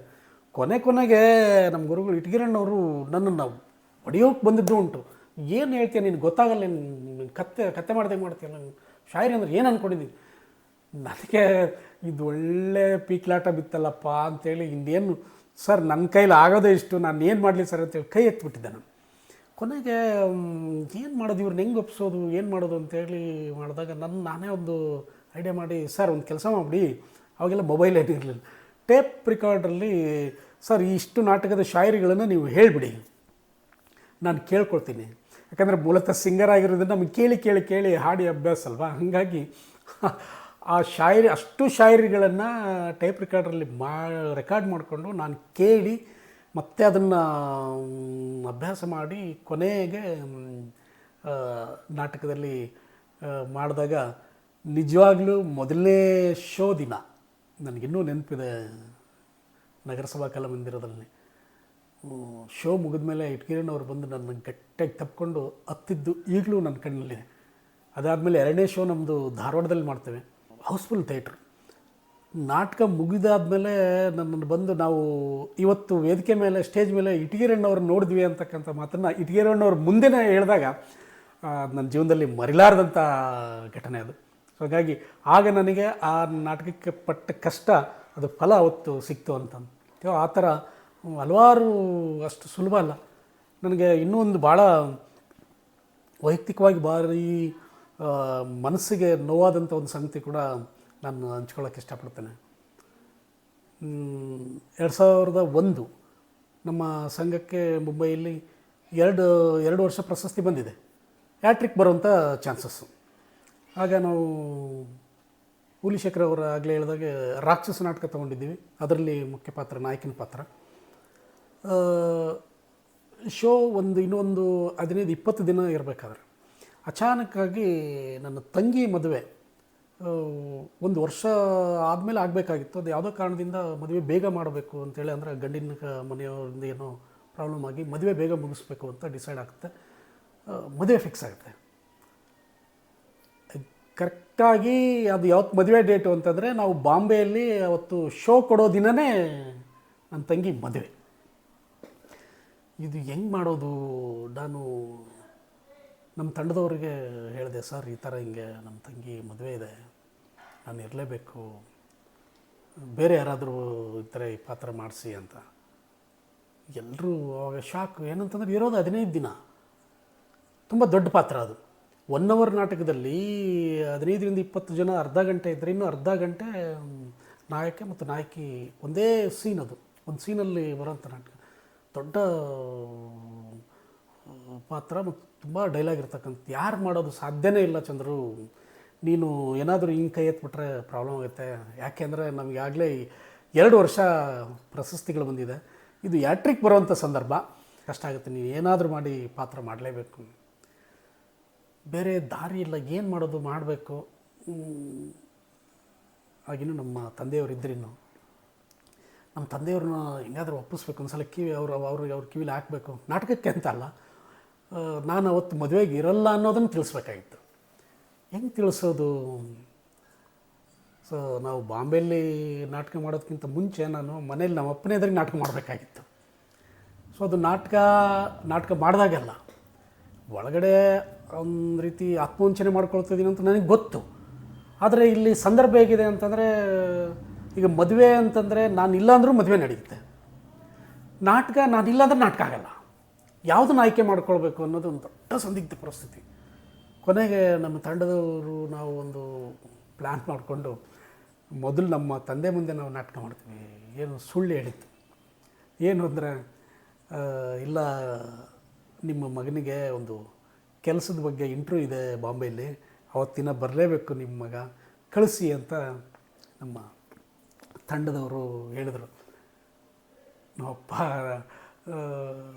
ಕೆಲಸ ಅಂದ್ಕೊಳ್ಳೆ ಮತ್ತು ಯಾವುದೇ ಒಬ್ಬ ತಂದೆಗಾಗಲಿ ಮಗ ಒಂದು ಸ್ಥಾನದಲ್ಲಿ ನಿಲ್ತಾನೆ ಅಥವಾ ಒಂದು ಕೆಲಸ ಸಿಗುತ್ತೆ ಅಂತಂದರೆ ಯಾವ ಪೋಷಕರು ಸುಮ್ಮನೆ ಇರ್ತಾರೆ. ಒಳ್ಳೆಯದಾಗಲಿ, ಆತನ ಜೀವನ ಒಳ್ಳೆಯದಾದರೂ ಸಾಕು. ತುಂಬ ನಾವೆಲ್ಲ ಒಂದು ಬಡ ರೈತ ಕುಟುಂಬ, ನಮ್ಮ ಸಾಮಾನ್ಯ ಮಧ್ಯಮ ವರ್ಗದ ಕುಟುಂಬ. ಹೇಗಾದರೂ ಮಾಡಿ ಈತ ಒಂದು ಕೆಲಸಕ್ಕೆ ಸಿಗ್ತಾನೆ ಅಂದರೆ ಹೋಗಲಿ ಅಂತಕ್ಕಂಥದ್ದೊಂದು ಒಪ್ಪಿಗೆ ಕೊಟ್ಟರು. ಕರೆಕ್ಟಾಗಿ ಬೆಳಗ್ಗೆ 11 ಗಂಟೆ 10ರಿಂದ 11 ಗಂಟೆ ನಮ್ಮ ಶೋ. ಅದೇ ಸಮಯದಲ್ಲೇ ನನ್ನ ತಂಗಿ ಮದುವೆ. ಶೋ ಮುಗೀತು. ಬಟ್ ನನಗೆ ಆ ಪಾಪ ಪ್ರಜ್ಞೆ ಅವತ್ತಿಂದನೂ ಕಾಡ್ತಾನೆ ಇತ್ತು. ಶೋ ಮುಗಿಸ್ಕೊಂಡು ನಾನು ಮೇಕಪ್ ತೆಗೆದೆ. ಕಾಸ್ಟ್ಯೂಮ್ ಬಿಸ್ನೆಸ್ ಕರ್ನಾಟಕ ಸಂಘ 5 ಅಂತಸ್ತಿನ ಬಿಲ್ಡಿಂಗ್ ಅದು. ಸೀದಾ ಟೆರೆಸ್ ಮೇಲೆ ಓಡೋದೆ. ಆಗ ನನ್ನ ಫ್ರೆಂಡ್ ಗಿರೀಶ್ ಅಂತ ಬಂದ. ಅವನು ಯಾಕೆ ಇವನು ಹೋಗ್ತಾನೆ ನನ್ನಿಂದ ಓಡೋಡು ಬಂದು ಏನು ಟೆರೆಸ್ ಮೇಲೆ ನನಗೆ ತಡೆಯೋದಾಗಲಿಲ್ಲ. ಅವನ್ನ ಇಟ್ಕೊಂಡು ಅವ್ನ ತೊಡೆ ಮೇಲೆ ಮಲಗಿ ಸುಮಾರು ಹೊತ್ತು ಹತ್ತಿದ್ದುಂಟು. ಯಾಕೆಂದರೆ ಎಂಥ ತಪ್ಪು ಮಾಡಿಬಿಟ್ನಲ್ಲ ನಾನು. ನನ್ನ ಸ್ವಂತ ಒಡಹುಟ್ಟಿದ ತಂಗಿ ಮದುವೆಯನ್ನು ಬಿಟ್ಟು ನಾಟಕ ಮಾಡೋಕ್ಕೆ ಬಂದ್ಬಿಟ್ನಲ್ಲ. ನಾಟಕ ಮಾಡೋವ್ರಿಗೇನು ಮಾಡಿಬಿಟ್ಟೆ, ಆದರೆ ಅದು ಮಾಡಿ ಆದಮೇಲೆ ಅದು ನನಗೆ ಕಾಡುತ್ತೆ, ಎಂಥ ತಪ್ಪು ಮಾಡಿದ್ನಲ್ಲ ಅಂಥೇಳಿ. ಸೊ ಅದಕ್ಕೆ ಪ್ರತಿಫಲ ನನಗೆ ಅತ್ಯುತ್ತಮ ನಟ ತೃತೀಯ ಅಂತ ಬಂತು. ಜೊತೆಗೆ ಸಂಘಕ್ಕೆ ಹ್ಯಾಟ್ರಿಕ್ಕು ಬಂತು. ಅದು ಒಂದು ಕಡೆ ಸಂತೋಷ. ಆದರೆ ಇನ್ನೊಂದು ದುಃಖ ಏನಂದರೆ, ಇದು ಯಾರಿಗೂ ಗೊತ್ತಿಲ್ಲ, ನಮ್ಮ ಮನೆಯಲ್ಲಿ ಯಾರಿಗೂ ಗೊತ್ತಿಲ್ಲ. ಇನ್ನು ಇವತ್ತು ನಾನು ನಿಮ್ಮ ಮುಂದೆ ಹೇಳ್ತಾ ಇರೋದು, ನಾಟಕಕ್ಕೋಸ್ಕರ ನಾನು ಸುಳ್ಳು ಹೇಳಿ ನಾನು ನಾಟಕಕ್ಕೆ ಹೋಯ್ದೆ ಅಂತ. ಯಾಕಂದರೆ ಇವತ್ತು ನಮ್ಮಪ್ಪ ಇಲ್ಲ. ಆ ಕೊರಗು ನನಗೆ ಸಂಪೂರ್ಣ ಕೊನೆಯವರೆಗೂ ಇರುತ್ತೆ. ಸೊ ಹಂಗಾಗಿ ಎಲ್ಲ ಒಂದು ಕಡೆ ನಾಟಕ ಅಂದರೆ ಸುಲಭವಲ್ಲ, ಈ ಥರದ್ದು ಮಾಡಿದ್ದೀವಿ ಅಂತಕ್ಕಂಥದ್ದು ಒಂದು ಹೇಳ್ಬೋದು. ಕೋಟಿ ಕೋಟಿ ಬಾಧೆಗಳಲ್ಲಿ ಲಕ್ಷಾಂತರ ನೋವುಗಳಲ್ಲಿ ನೀ ಹುಟ್ಟಿ ಬೆಳೆದೆಯಮ್ಮ ನನ್ನ ತಂಗಿ ಅನಸೂಯ. ನೀ ಹುಟ್ಟಿ ಬೆಳೆದೆಯಮ್ಮ ನನ್ನ ತಂಗಿ ಅನಸೂಯ. ಕೋಟಿ ಕೋಟಿ ಬಾಧೆಗಳಲ್ಲಿ ಲಕ್ಷಾಂತರ ನೋವುಗಳಲ್ಲಿ ನೀ ಹುಟ್ಟಿ ಬೆಳೆದೆಯಮ್ಮ ನನ್ನ ತಂಗಿ ಅನಸೂಯ. ನೀ ಹುಟ್ಟಿ ಬೆಳೆದೆಯಮ್ಮ ನನ್ನ ತಂಗಿ ಅನಸೂಯ. ಸರ್, ನಿಮ್ಮನ್ನು ಹೊಸಪೇಟೆ ರಾಜ್ಕುಮಾರ್ ಅಂತಾರೆ. ನಿಮ್ಮ ಹಿಂದೆ ಇರೋ ಫೋಟೋದಲ್ಲಿ ನೀವು ಮತ್ತು ರಾಜ್ಕುಮಾರ್ ಸರ್ ಇದ್ದೀರಿ.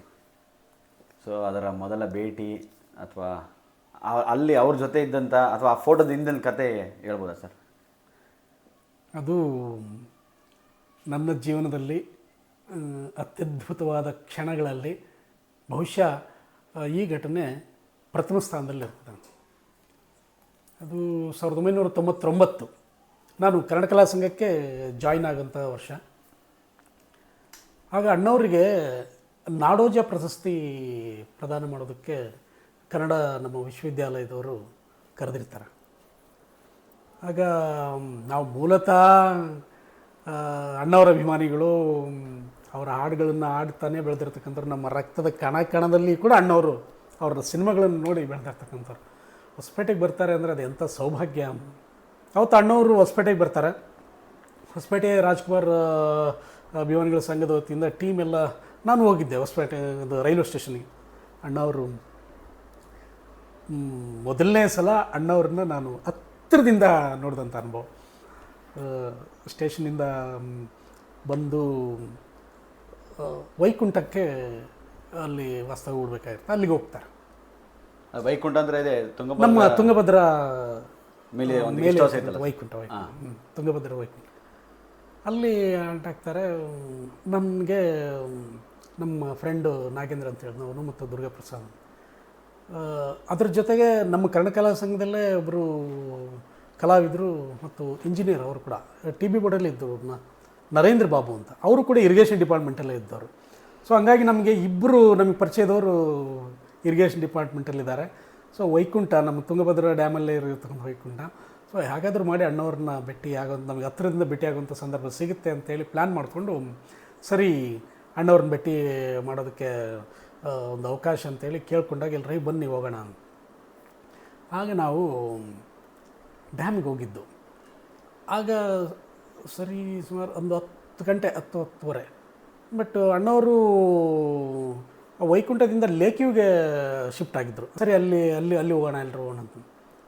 ಇಡೀ ಮುಂಡ್ರಾಬಾದ್ ಆ ಲೇಕ್ಯೂ ತುಂಬ ಪೊಲೀಸ್ ಇಲಾಖೆ ಬೀಡ್ಬಿಟ್ಟಿತ್ತು. ಸುಮಾರು ಒಂದು 100-200 ಜನ ಪೊಲೀಸರು, ಬರೀ ಪೊಲೀಸರು, ಯಾರೂ ಸಾರ್ವಜನಿಕರಿಗೆ ಯಾರಿಗೂ ಅಲಾಗುತ್ತಿಲ್ಲ.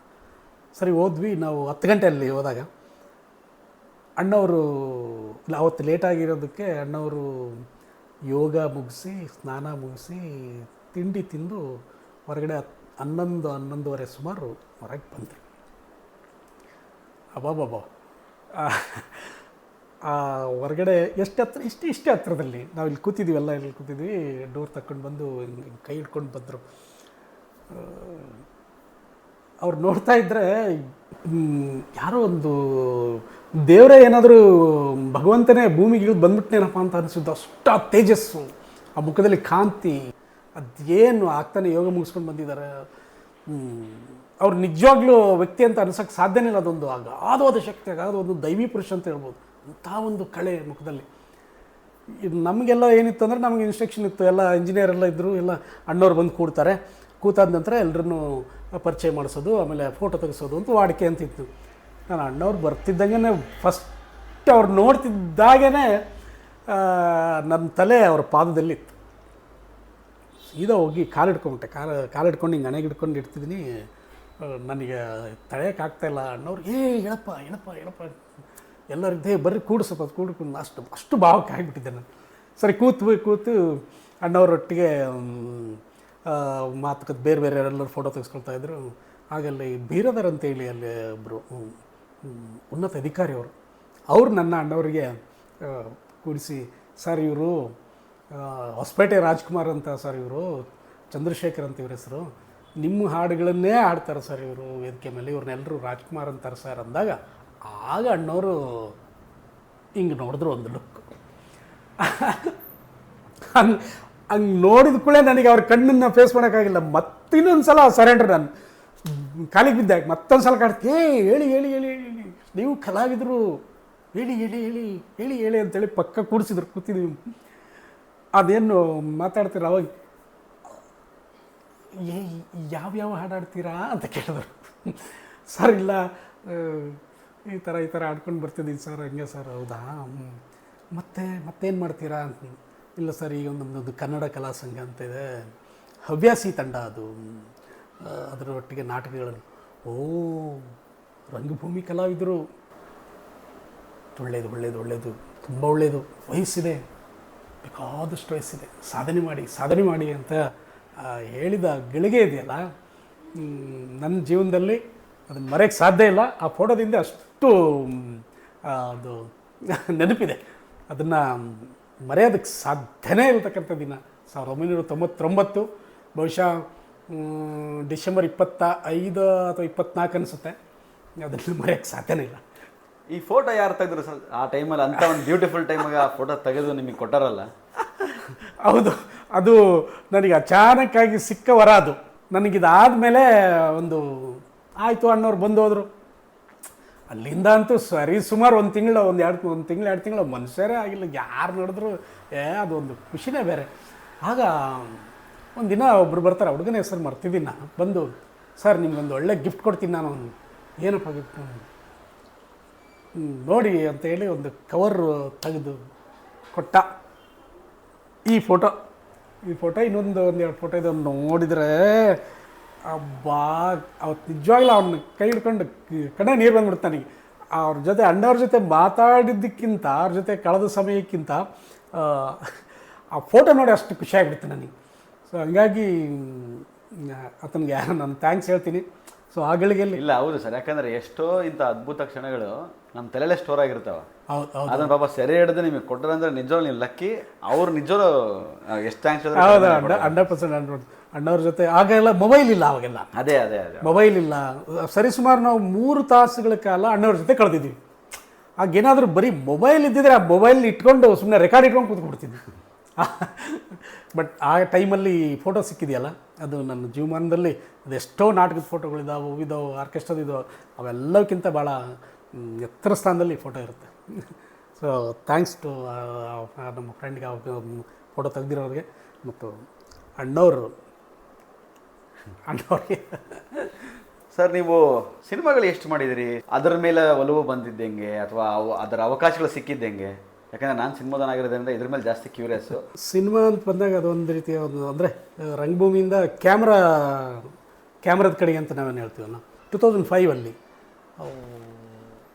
7 o'clock ಅಂತೇಳಿ, ಈಗ NM ಸುರೇಶ್ ಅವರು, ನಾವು ಎಕ್ಸ್ಕ್ಯೂಸ್ ಮೀ ನಿರ್ಮಾಪಕರಿದ್ದಾರಲ್ಲ NM ಸುರೇಶ್ ಅವರು ಮೂಲತಃ ಅವರ ರಿಲೇಟಿವ್ಸು, ಅವ್ರ ತಮ್ಮ ಮತ್ತು ಅವ್ರ ದೊಡ್ಡಮ್ಮ ನಮ್ಮ ಹೊಸಪೇಟೆಯವರೇ. ಅವರ ತಮ್ಮ ನನಗೆ ಫ್ರೆಂಡು.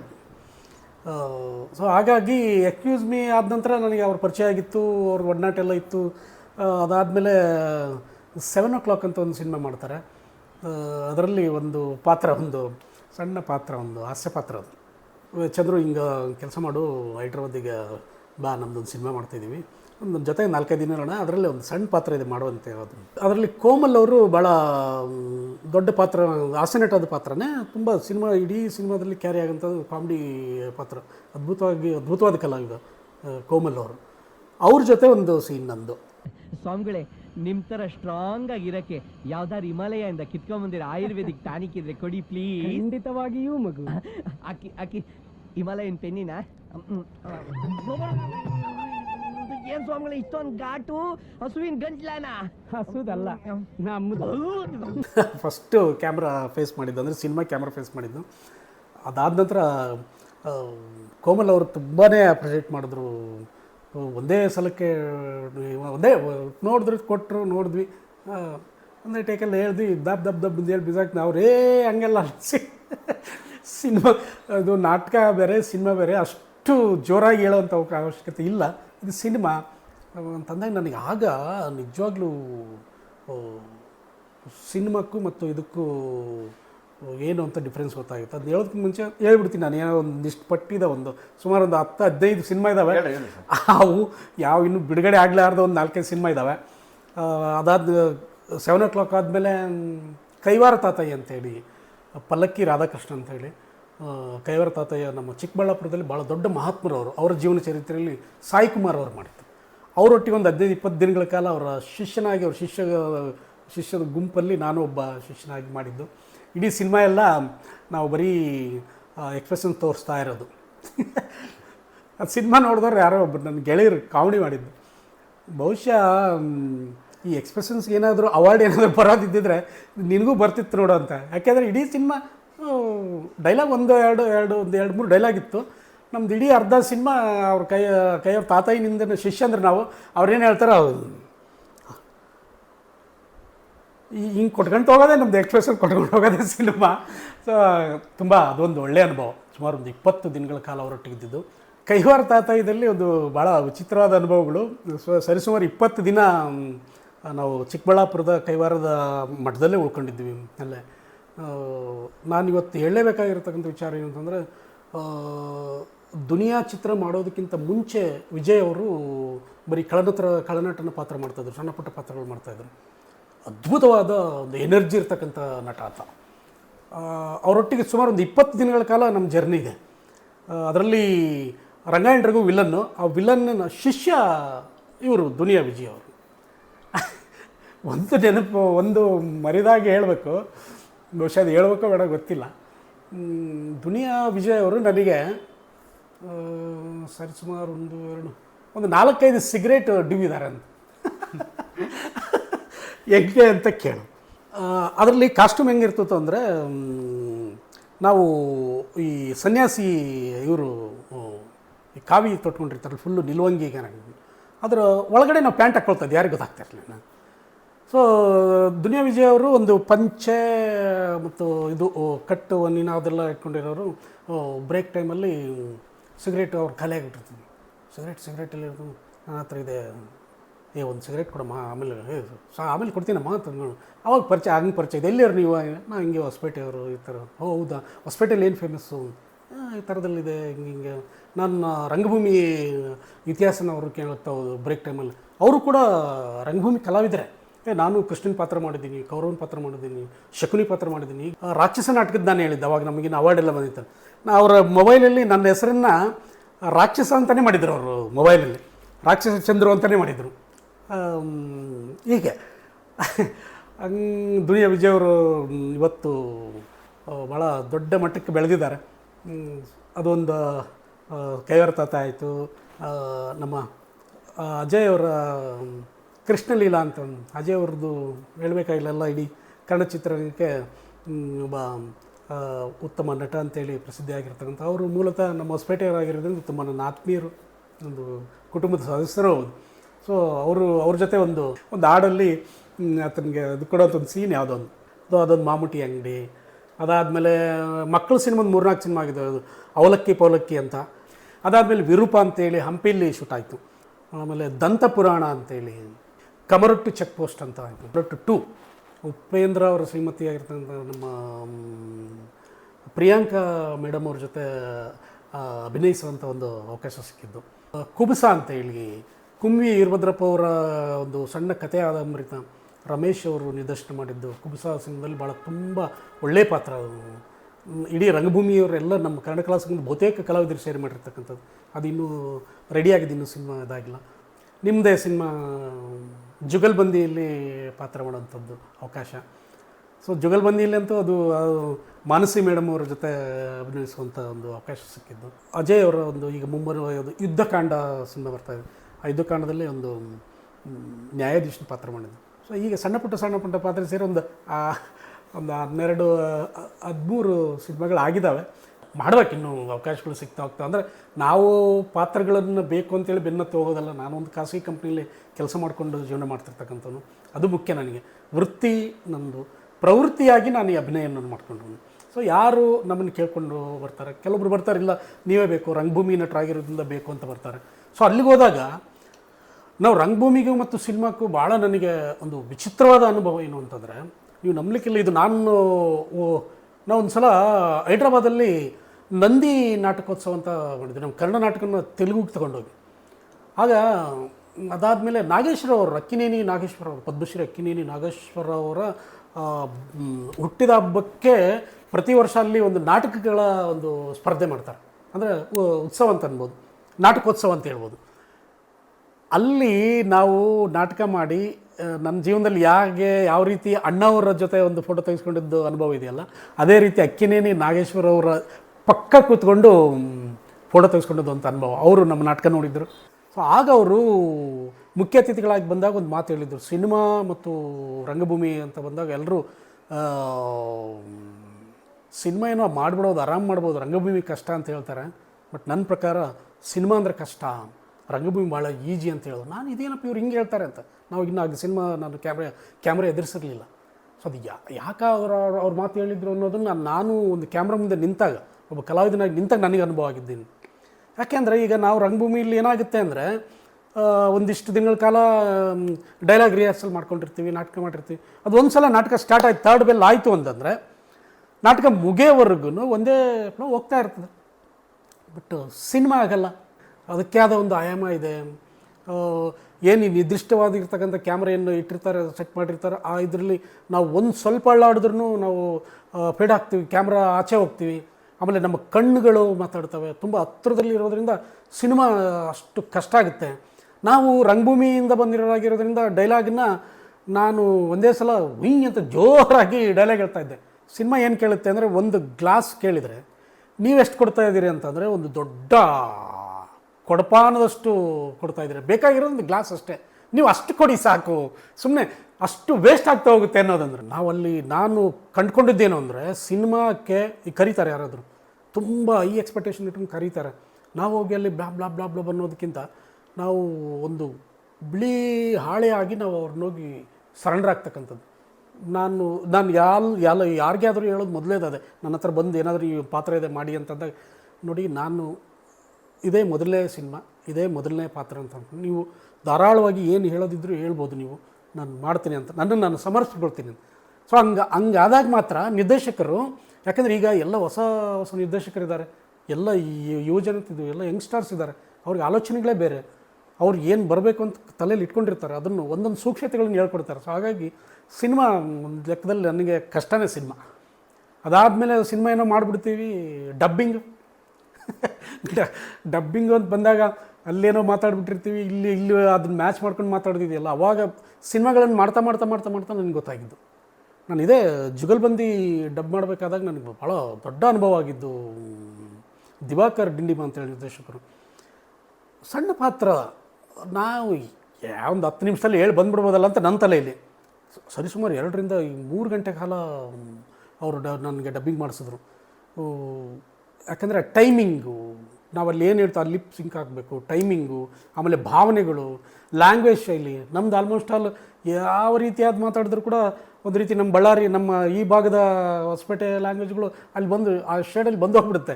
ಅವ್ರು ಯಾವಾಗಲೂ ಹೇಳೋರು, ಇಲ್ಲ ರೀ ಸ್ವಲ್ಪ ಲ್ಯಾಂಗ್ವೇಜ್ ಚೇಂಜ್ ಆಗುತ್ತೆ, ಹೆಂಗೆ ಮಾಡ್ಕೊಳ್ಳಿ ಅಂತ. ಸೊ ಹಾಗಾಗಿ ಒಂದು ಸಿನಿಮಾಗಳದ್ದು ಒಂದು ಮಜಾ, ಒಂದು ಒಳ್ಳೆಯ ಅನುಭವ. ಸುಮಾರು ಒಂದು 13 ಸಿನಿಮಾ ಆಗಿದೆ. BV ಕಾರಂತರ ಒಂದು ರಂಗಗೀತೆ ನಾಟಕ ಬಂದು ಸಂಗ್ಯಾಬಾಣ, ನಮ್ಮ ಉತ್ತರ ಕರ್ನಾಟಕದ ಪ್ರಸಿದ್ಧವಾದ ನಾಟಕ. ಅದರಲ್ಲಿ ಚಂದ್ರಶೇಖರ್ ಕಂಬಾರ್ ಅವರು ಸಂಗೀತ ಮಾಡಿರ್ತಕ್ಕಂಥದ್ದು, ಕಾರಂತರ ನಿರ್ದೇಶನದಲ್ಲಿ. ನೀ ಆಕಳಂಗೆ ಏನಂತೀ ನಿನ್ನ ಮ್ಯಾಲ ನನ್ನ ಪ್ರೀತಿ, ನಾ ಬಾಯ್ತಿರದ ಹುಡುಗಿ ಬಾಯ್ತಿರದ ಕೇಳಿದ್ರ ಮುಗ ಮುರದ ಹೋಗುತ್ತೀ, ನೀ ಏನು ಗಂಟ ಬಿದ್ದೋ ಸಂಗ್ಯಾ ಅರಳಿ ಹೊರಲಾರೆ ನಾನು, ನನ್ನ ಗಂಡ ಮೈದುನ ಕಡ್ದ ಚೆಲ್ಲಾರೋ ನಿನ್ನ, ನನ್ನ ಗಂಡ ಮೈದುನ ಕಡ್ದ ಚೆಲ್ಲಾರೋ ನಿನ್ನ, ಮುಟ್ಟ್ಯಾರ ಮುಟ್ಟು ನಿನ್ನ ದಿಟ್ಟು ತಾನ ನೋಡ್ತೀನಿ, ಮುಟ್ಟ್ಯಾರ ಮುಟ್ಟು ನಿನ್ನ ದಿಟ್ಟು ತಾನ ನೋಡ್ತೀನಿ, ಕೆಟ್ಟ ಹೋದ ರಾವಣ ಸೀತಾಗ ತಿಳಿಯಾನಿಲ್ಲ ಮನಕ್ಕ ಜೀರ್ ಜೀರ ಜೀ, ನಡಿ ಆಲಯಕ್ಕ ಸಂಗ್ಯಾನಿ, ನಡಿ ಆಲಯಕ್ಕ ಸಂಗ್ಯಾನಿ, ತಡವ ಮಾಡೋದು ಬ್ಯಾಡೋ ಸಂಗ್ಯಾ ನಿನ್ನ, ತಡವ ಮಾಡೋದು ಬ್ಯಾಡೋ ಸಂಗ್ಯಾ ನಿನ್ನ, ಸಣ್ಣಕ್ಕಿ ಶಾವಿಗೆ ಗುಳಿಗಿ ಮಾಡಿ ಇಟ್ಟೇನ ಅಡಗಿ, ಸಣ್ಣಕ್ಕಿ ಶಾವಿಗೆ ಗುಳಿಗಿ ಮಾಡಿ ಇಟ್ಟೇನ ಅಡಗಿ, ಊಟ ಮಾಡೋಣ ನಾವು ನಡಿ ನಡಿ ಸಂಗ್ಯಾ, ಊಟ ಮಾಡೋಣ ನಾವು ನಡಿ ನಡಿ ಸಂಗ್ಯಾ, ಹಾಕಿದಂಗ ಹಾಲಿಗೆ ಹೆಪ್ಪ ಕಣ್ಣಿಗೆ ಬಂದೈತೆ ಜಂಪ, ಹಾಕಿದಂಗ ಹಾಲಿಗೆ ಹೆಪ್ಪ ಕಣ್ಣಿಗೆ ಬಂದೈತೆ ಜಂಪ, ಶೈನ ಮಾಡೋಣ ನಾವು ನಡಿ ನಡಿ ಕಾಮ, ಶೈನ ಮಾಡೋಣ ನಾವು ನಡಿ ನಡಿ ಕಾಮ, ವಿಲಾಸ ಮಾಡೋಣ ಕೂಡಿ, ವಿಲಾಸ ಮಾಡೋಣ ಕೂಡಿ, ವಿಲಾಸ ಮಾಡೋಣ ಕೂಡಿ. ಸರ್, ನಾವೀಗ ಆಲ್ರೆಡಿ ಈ ವಿಡಿಯೋದ ಕೊನೆ ಹಂತಕ್ಕೆ ಬಂದಿದ್ದೀವಿ. ಸೊ ಈಗಿನ ಜನ್ರೇಷನ್ ಕಲಾವಿದರಿಗೆ ಅಥವಾ ನಮ್ಮ ಹೊಸಪೇಟೆಯ ಕಲಾವಿದರಿಗೆ ಏನು ಹೇಳೋಕ್ಕೆ ಇಷ್ಟಪಡ್ತೀರಿ? ಸಜೆಷನ್ ಕೊಡೋಷ್ಟು ದೊಡ್ಡವನ ಅಂತ ಏನೂ ಅಲ್ಲ, ಆದರೆ ನನಗೆ ಅನಿಸಿದ್ದನ್ನು ನಾನು ಹೇಳುತ್ತೇನೆ. ಮುಖ್ಯವಾಗಿ ಈಗಿನ ಕಲಾವಿದರು, ಈಗ ಕಲೆಯನ್ನು ನಾವು ಇವತ್ತು ತೋರಿಸೋದಕ್ಕೆ ಒಬ್ಬ ನಮ್ಮಲ್ಲಿರ್ತಕ್ಕಂಥ ಕಲಾವಿದ ಪರಿಚಯ ಆಗೋದಕ್ಕೆ ಹಲವಾರು ವೇದಿಕೆಗಳಿದ್ದಾವೆ, ಹಲವಾರು ಮಾಧ್ಯಮಗಳಿದ್ದಾವೆ. ಆಗ ಇಷ್ಟೆಲ್ಲ ಮಾಧ್ಯಮಗಳು ಇರಲಿಲ್ಲ. ಈಗ ನೋಡಿ, ಪ್ರತಿಯೊಬ್ಬರು ತಮ್ಮಲ್ಲಿರ್ತಕ್ಕಂಥ ಪ್ರತಿಭೆ ಹೊರಗೆ ಹಾಕೋದಕ್ಕೆ ನಾವು ಫೇಸ್ಬುಕ್ ಇದೆ, ವಿಡಿಯೋ ಯೂಟ್ಯೂಬ್ ಇದೆ, ಇನ್ಸ್ಟಾಗ್ರಾಮ್ ಇದೆ, ಟ್ವಿಟ್ಟರ್ ಇದೆ, ಹೀಗೆ ಸಾಮಾಜಿಕ ಜಾಲತಾಣಗಳು ಸಿಕ್ಕಾಪಟ್ಟೆ ಇದ್ದಾವೆ. ಅದ್ರ ಮೂಲಕ ಕಲಾವಿದರನ್ನ ತನ್ನಲ್ಲಿರ್ತಕ್ಕಂಥ ಪ್ರತಿಭೆಯನ್ನು ತೋರಿಸ್ಬೋದು. ಆದರೆ ಅದ್ರ ಜೊತೆಗೆ ಈಗಿನ ಕಲಾವಿದರಲ್ಲಿ ಏನು ಅಂದರೆ ಸ್ವಲ್ಪ ಶ್ರವಣ, ಮನನ ಮತ್ತು ಅಧ್ಯಯನ ಅಂತ. ಫಸ್ಟು ನಾವು ಶ್ರವಣ ಮಾಡ್ಕೊಳ್ಬೇಕು, ಅದನ್ನು ಆಮೇಲೆ ಮನನ ಮಾಡ್ಕೊಳ್ಬೇಕು, ಆಮೇಲೆ ಅದು ಅಧ್ಯಯನ ಮಾಡಬೇಕು. ಒಬ್ಬ ಕಲಾವಿದನಾಗಿರ್ತಕ್ಕಂಥವನ್ನ ಆ ಪಾತ್ರಕ್ಕೆ ಒಗ್ಕೊಳ್ಬೇಕು ಮತ್ತು ಆ ನಿರ್ದೇಶಕನಿಗೆ ಶರಣ ಆಗಬೇಕು. ಆಗ ಮಾತ್ರ ಕಲಾವಿದ ಉಳಿಯೋಕ್ಕೆ ಸಾಧ್ಯ. ಸ್ಕ್ರೀನ್ ಮೇಲೆ ಆತನ ಡೆಡಿಕೇಶನ್ ಕಾಣುತ್ತೆ. ಸೊ ಅದು ಈಗಿನ ಯುವ ಜನತೆಯಲ್ಲಿ ಬರಬೇಕು, ಅದು ಭಾಳ ಮುಖ್ಯವಾಗಿ ಬರಬೇಕಾದಂಥದ್ದು. ಸೊ ಅದು ಬರಬೇಕು.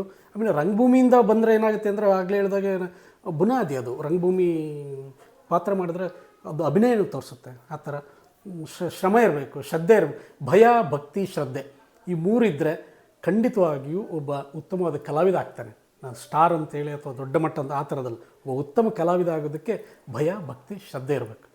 ಇನ್ನು ನಮ್ಮ ಹೊಸಪೇಟೆಯಲ್ಲಿ ಹೇಳೋದಾದರೆ ವಿಜಯನಗರ ಕಾಲದಿಂದಲೂ ಕೂಡ ಕಲಾವಿದರಿಗೆ ಇದು ತವರೂರು. ಇದು ಎಂಥ ಈ ಮಣ್ಣಲ್ಲಿ ಆ ಗುಣ ಇದೆ. ಕಲಾವಿದರ ಕಲೆ, ಸಾಹಿತ್ಯ, ಸಂಸ್ಕೃತಿ ನಮ್ಮ ಮಣ್ಣಲ್ಲಿದೆ, ವಿಜಯನಗರ ಕಾಲದಿಂದ ಬಂದಿರತಕ್ಕಂಥದ್ದು. ಹಂಗೆ ನೋಡಿಕೊಂಡ್ರೆ ಇವತ್ತು ಎಂತೆಂಥ ಮಹಾನ್ ಪ್ರತಿಭೆಗಳಿದ್ದಾರೆ, ಚಿತ್ರರಂಗದಲ್ಲಿ ಕೆಲಸ ಮಾಡಿದ್ದಾನೆ. ಇವತ್ತು ನಮ್ಮ ಅಜಯ್ ರಾವ್ ಕನ್ನಡ ಚಿತ್ರರಂಗದಲ್ಲಿ ಗುರುತಿಸ್ಕೊಂಡಿದ್ದಾನೆ. ಅದೇ ರೀತಿ ನೀವು ಹಲವಾರು ಸಣ್ಣ ಪುಟ್ಟ ಕಿರುಚಿತ್ರಗಳನ್ನು ಮಾಡ್ತಾ ಇವತ್ತು ಕನ್ನಡ ಚಿತ್ರರಂಗದಲ್ಲಿ ಅದು ಪ್ರಬಲ ನಾಯಕನಾಗಿ ನಿಲ್ಲೋದಕ್ಕೆ ಸನ್ನದ್ಧರಾಗಿದ್ದೀರಾ. ಜುಗಲ್ಬಂದಿ ಸಿನಿಮಾ ನಿಮ್ಮೊಟ್ಟಿಗೆ ನಾನು ಕೆಲಸ ಮಾಡಿದ್ದು ಭಾಳ ಖುಷಿ ಕೊಟ್ಟಿದ್ದು. ಅದರಲ್ಲಿ ಅದೆಲ್ಲದಕ್ಕಿಂತ ಮುಖ್ಯವಾಗಿ ನಿಮ್ಮಲ್ಲಿ ಆ ಶ್ರದ್ಧೆ ಇದೆ. ನಾನು ಕಂಡ್ಕೊಂಡಾಗೆ ಈಗಿನ ಕಲಾವಿದರಲ್ಲಿ ಏನು ಇರಬೇಕು ಅನ್ನೋದು ಭಯ, ಭಕ್ತಿ, ಶ್ರದ್ಧೆ ಅದಿದೆ. ಖಂಡಿತ ಅದು ನಮ್ಮನ್ನು ಎಲ್ಲಿಗೋ ಕರ್ಕೊಂಡೋಗುತ್ತೆ. ಹಾಗಾಗಿ ನಮ್ಮ ಹೊಸಪೇಟೆಯ ಕಲಾವಿದರು ತುಂಬ ಜನ ಇದ್ದಾರೆ, ನನಗೆ ಹೆಸರು ಮರ್ತಿದ್ದೀನಿ. ಹಲವಾರು ಕಲಾವಿದರು ಇವತ್ತು ಚಿತ್ರರಂಗದಲ್ಲಿ ಕೆಲಸ ಮಾಡ್ತಾಯಿದ್ದಾರೆ, ತಂತ್ರಜ್ಞರಾಗಿದ್ದಾರೆ, ತೆರೆ ಹಿಂದೆ ಇದ್ದಾರೆ, ನೃತ್ಯ ವಿಭಾಗದಲ್ಲಿದ್ದಾರೆ, ಹಲವಾರು ಜನ ಕಲಾವಿದರಿದ್ದಾರೆ. ಅವರೆಲ್ಲರೂ ಒಂದೇ ತುಂಬ ಖುಷಿಯಾಗುತ್ತೆ ಹೊಸಪೇಟೆ ಕೀರ್ತಿಯನ್ನು. ಯಾಕಂದರೆ ಬೆಂಗಳೂರು ಅನ್ನೋದು, ಚಿತ್ರರಂಗ ಅನ್ನೋದು ಭಾಳ ದೊಡ್ಡ ಸಮುದ್ರ. ಅದು ಅಲ್ಲಿ ಹೋಗಿ ಹೊಸಪೇಟೆ ಅಂತ ಚಿಕ್ಕ ಊರಿಂದ ಹೋಗಿ ಅಲ್ಲಿ ನೆಲೆ ನಿಲ್ಲೋದಿದೆಯಲ್ಲ, ಅದು ದೊಡ್ಡ ಕೆಲಸ. ಸೊ ದೇವ್ರು ಒಳ್ಳೇದು ಮಾಡಲಿ. ಆಲ್ ದ ಬೆಸ್ಟ್ ನಿಮಗೆಲ್ಲ. ಓಂ ಓಂ ಓಂ ಓಂ ಓಂ.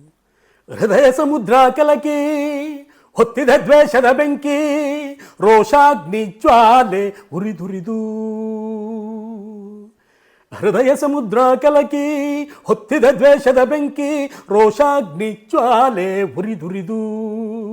ದುಷ್ಟ ಸಂಹಾರಕ್ಕೆ, ಸತ್ಯ ಝೇಂಕಾರಕ್ಕೆ ಪ್ರಾಣ ಒತ್ತೆ ಇಟ್ಟು ಹಾರಾಡುವೆ. ದಿಟ್ಟ ಹೆಜ್ಜೆಗಿಟ್ಟು ಯಜ್ಞ ದೀಕ್ಷೆ ತೊಟ್ಟು ನಡೆಸುವೆ ಅಶ್ವಮೇಧ, ಅಶ್ವಮೇಧ, ಅಶ್ವಮೇಧ, ಅಶ್ವಮೇಧ. ಸೂರ್ಯಚಂದ್ರರೇ ನಿನ್ನ ಕಂಗಳು, ಗಿರಿಶೃಂಗವೇ ನಿನ್ನ ಅಂಗವೋ.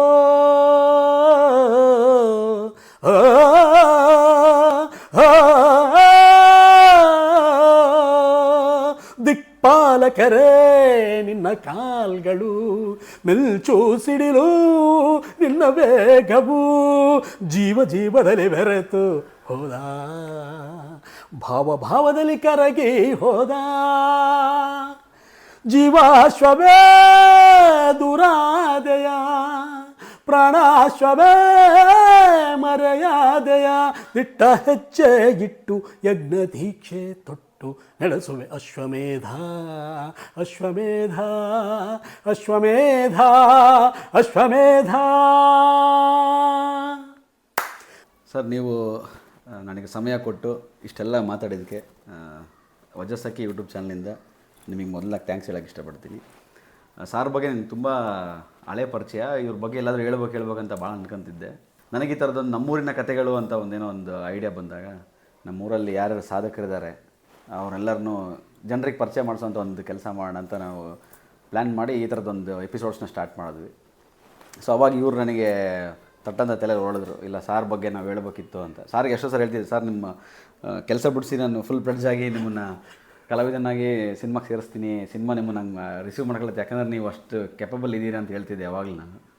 ಸೊ ಇದರಿಂದ ನಿಮಗೇನಾದರೂ ಒಂದು ಅವಕಾಶಗಳು ಸಿಗೋವಂಥ ಕೆಲಸಗಳಾಗಲಿ ಅಂತ ಒಂದಷ್ಟೇ ಸರ್ ನನ್ನ intention. Thank you so much sir, ಭಾಳ ಖುಷಿ ಆಯಿತು. Thank you. ನನಗೆ ನಾನು ಥ್ಯಾಂಕ್ಸ್ ಹೇಳ್ಬೇಕು, ಯಾಕಂದರೆ ವಜ್ರಸಖಿ ಯೂಟ್ಯೂಬ್ ಚಾನಲ್ ಮುಖಾಂತರ ನಮ್ಮೂರಿನ ಕಥೆಗಳಲ್ಲಿ ನನ್ನನ್ನು ಆಯ್ಕೆ ಮಾಡಿಕೊಂಡು ನನ್ನ ಕಲೆಯನ್ನು ಗುರುತಿಸಿ, ಬಹುಶಃ ಇದು ನನ್ನ ಜೀವನದಲ್ಲಿ ಇದು ಕೂಡ ಒಂದು ಮರೆಯಲಾರದ ಘಟನೆ ಅಂತ ಅಂದ್ಕೊಳ್ತೀನಿ. ಯಾಕಂದರೆ ಇಷ್ಟು ಲೆಂತಿ ನನ್ನ ಜೀವನದ ನನ್ನ ಕಲೆ ಜಗತ್ತನ್ನು ಹೇಳ್ತಾ ಹೋದಾಗ ನಾವು ಇಷ್ಟು ಮಾಡಿದ್ದೀವಾ ಅಂತೇಳಿ ನಮಗೆ ಅನಿಸುತ್ತೆ. ಅಂಥದನ್ನು ಒಂದು ಕಡೆ ಕೂಡಿಸಿ ಒಂದು ನೆನಪು ಮಾಡಿಕೊಟ್ಟಿದ್ದಕ್ಕೆ ಸಂತೋಷ್. ನಿಮಗೆ ಹೃದಯಪೂರ್ವಕ ಧನ್ಯವಾದಗಳು. ನೀವು ತುಂಬ ಎತ್ತರಕ್ಕೆ ಬೆಳಿಬೇಕು. ವಜ್ರಸಖಿ ಯೂಟ್ಯೂಬ್ ಚಾನಲ್ ಮುಖಾಂತರ ಎಲ್ಲ ನಾವು ಒಂದೇ ಅಲ್ಲ, ಎಲ್ಲ ಪ್ರತಿಭೆಗಳು ಯಾರ್ಯಾರಿದ್ದಾರೋ ಅವರೆಲ್ಲರೂ ಪರಿಚಯ ಆಗಲಿ ಅಂತ ನಾನು ಹೇಳ್ಕೊಳ್ತಾ, ಪರ್ಸ್ನಲ್ಲಾಗಿ ನೀವು ಒಬ್ಬ ಉತ್ತಮ ಕಲಾವಿದರಾಗಿ ಕನ್ನಡ ಚಿತ್ರರಂಗದಲ್ಲಿ ಗುರುತಿಸಲಿ ಅಂತೇಳಿ ನಾನು ಹೊಸಪೇಟೆಯ ಎಲ್ಲ ಸಮಸ್ತ ಪ್ರೇಕ್ಷಕರ ಪರವಾಗಿ ನಾನು ಬೇಡ್ಕೊಳ್ತೀನಿ. Thank you sir, thank you. So ನಿಮಗೆ ಈ ವಿಡಿಯೋ ಇಷ್ಟ ಆಗಿದ್ದರೆ ದಯವಿಟ್ಟು ಚಾನಲ್ನ ಸಬ್ಸ್ಕ್ರೈಬ್ ಮಾಡಿ, ಲೈಕ್ ಮಾಡಿ, ಕಮೆಂಟ್ ಮಾಡಿ ಹಾಗೂ ಶೇರ್ ಮಾಡಿ. ಈ ಥರದ ಇನ್ನಷ್ಟು ಸಾಧಕರು, ನಮ್ಮ ಹೊಸಪೇಟೆ ಸುತ್ತಮುತ್ತ ಇರುವಂಥ ಸಾಧಕರನ್ನ ನಿಮಗೆ ಪರಿಚಯ ಮಾಡಿಸುವಂಥ ಕೆಲಸ ನಾವು ನಮ್ಮ ಯೂಟ್ಯೂಬ್ ತಂಡ ಮಾಡ್ತಾಯಿದೆ. ಸೊ ನಾನು ಯಾರಾದರೂ ಮಿಸ್ ಮಾಡಿದರೆ ಅಥವಾ ನಿಮ್ಮ ಗಮನಕ್ಕೆ ಬಂದಿರುವಂಥ ಸಾಧಕರು ಯಾರಾದರೂ ಇದ್ದರೆ ಕೆಳಗಡೆ ಕಮೆಂಟ್ ಮಾಡಿ, ನಾವು ಅವ್ರನ್ನೂ ಕಾಂಟ್ಯಾಕ್ಟ್ ಮಾಡೋ ಪ್ರಯತ್ನ ಮಾಡಿ, ಅವ್ರ ಕಥೆನೂ ನಿಮಗೆ ಹೇಳಿಸುವಂಥ ಪ್ರಯತ್ನ ನಾನು ಮಾಡ್ತೀನಿ. So thank you so much. ಮತ್ತು ಮುಂದಿನ ವಿಡಿಯೋದಲ್ಲಿ ಸಿಗೋಣ. Thank you. ನಮಸ್ಕಾರ.